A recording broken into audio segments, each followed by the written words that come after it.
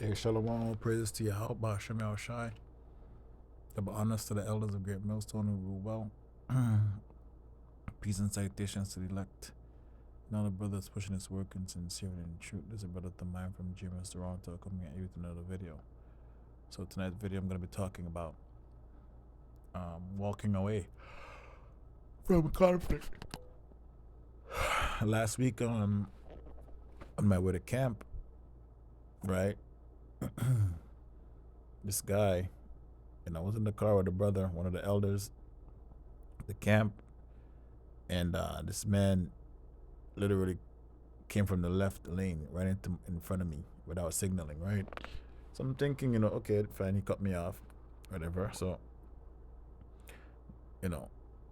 this isn't talking about a situation that could have gotten out of hand. So the man, like I saw him calling me, like from the side of the glass. I'm not really like trying to get into any confrontation on the road because over here in Toronto, you never know what these guys have in their car, which I believe he probably had a weapon on him.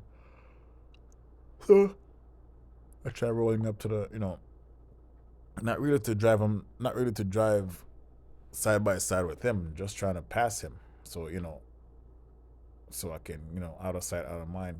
The man drove over into my lane, trying to hit my car, right?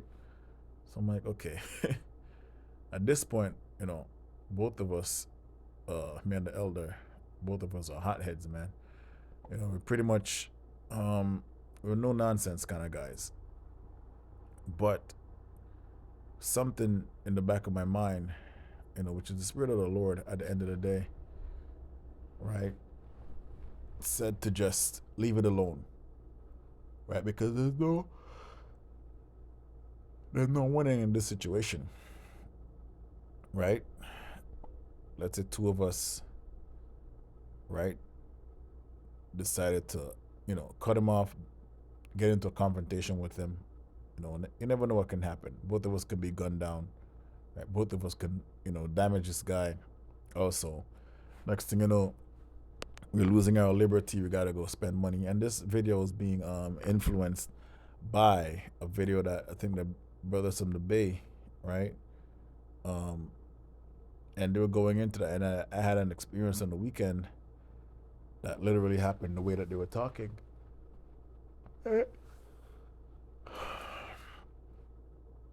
But, the Lord had me, thinking in my mind about the long run, like the bigger picture, right? So I literally, like cut up in another road because I saw how he was, how he was driving on the road, and I didn't want him to think that we were following him or whatever the case may be, right? So I pretty much got rid of him, right? But that could have escalated quickly. That's the point of the story, right? But due to the fact that we used wisdom, right? We used wisdom to get out of that situation, because that situation could have ended badly for me or for the elder or for both, right? Or for the guy in that car, right? So a lot of demons are on these people out here, right? And the demons are looking for company, right? Right, and also that can be Satan. Satan desire to sift you, but he can come in many ways. He can come in a spiritual way, right? And you can come in a carnal way. This is Luke.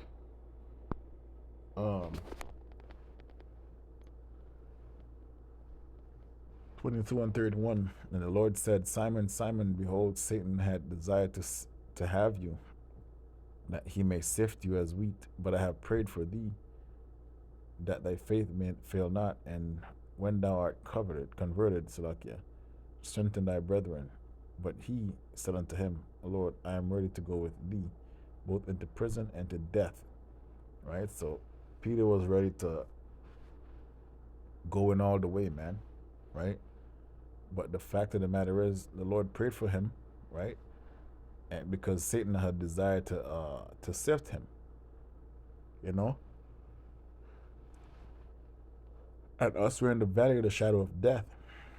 Every day is not guaranteed, right? Satan desired to sift us daily, and he cannot, he cannot sift us without the Lord giving him the permission to tempt us, right? He is the tempter, right? We've been tempted every day in this in different many aspects, right? On the carnal level, because we're still in this flesh, that could have ended really bad for me and the elder. So I'm happy that the Lord put the spirit on us to not proceed, right? And try and get into it with this guy because you never know what this guy had in his car,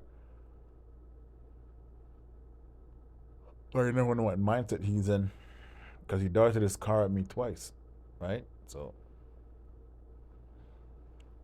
um, yeah, for that scripture, I'll leave it there, right? Because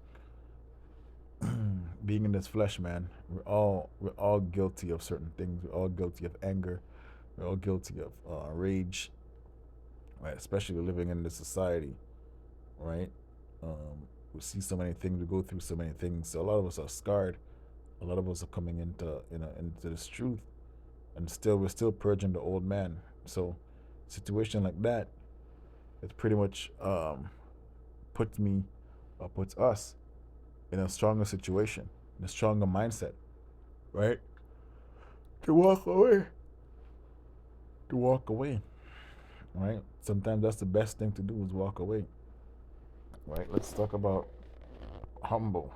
Like, be humble, right? Let's see what the scripture says about being humble, right? So, they humble yourselves, therefore, under the mighty hand of Yahweh, that He may exalt you in due time. That's what it says in that's 1 Peter 5:6. Because we do humble ourselves to the Lord, right? Or else if we don't humble ourselves to the Lord, He can make us go off carnally, man. Not in the sense that we won't be like forgiven for whatever He makes us do, but He can make us and so many things, man. So many ways He can judge us just for not following His way, right, and not humbling ourselves, right? So that was a wake up call for me. That was a wake up call for the elder, because I looked at it in a different light, right? This is Philippians 2. Let nothing be done through strife or vainglory, right? But in lowliness of mind, let each esteem other better than themselves. So I'm not gonna take I'm not gonna take credit for that, because the Lord put us in that situation and see what we would do. I thought that was a test, right? That was a test, and I think we pretty much passed that test, right? Let's see what Scripture says about tests, right? Because we're all being tempted at the end of the day, right? The tempter is always tempting us. My brother encountered James 1:2. My brother encountered our joy when you fall into diverse temptations, right? Knowing this, that trying of your faith worketh patience, but let patience have her perfect work, that ye may be perfect and entire, wanting nothing, right? So that tests our patience, right, and the test our faith. You're placed in situations like this, you have to make up your minds either you go all the way or you retreat, man. But sometimes it's better to retreat, because when you retreat, you're here to fight another day. Here we are, right? If we had pressed forward, who knows what might have happened, right? My car would have been like wrecked, or like damaged, if I had followed this guy, because obviously he didn't give a damn. Okay, he didn't care, and I care. I I wasn't willing to go all the way with that situation, right? I'm happy that happened like that, and the Lord protected us. Hebrews 12:4. Okay, nope, nope.